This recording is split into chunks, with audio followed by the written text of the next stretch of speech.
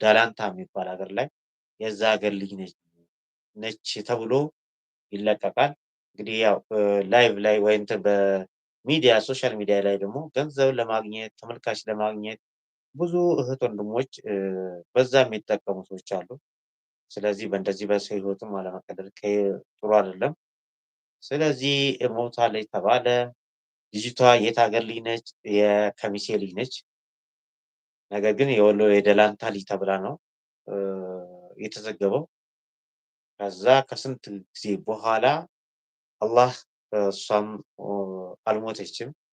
ነገር ግን ታፍና ነው በነፃ አገልግሎት ለ6 ወር ድጋሚ 6 ወር መጀመሪያ ሰርታለች።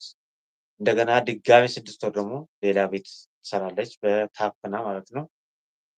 ከዛም በኋላ እንግዲህ መጨረሻውን ህይወቷን ለማትረፍ ያ 6 ወር ያሰራት ሰው እንደገና ትኬት ቆርጦ ወደ ኢትዮጵያ አመጣታል። አሁን ወደ ሀገሯ ገባች።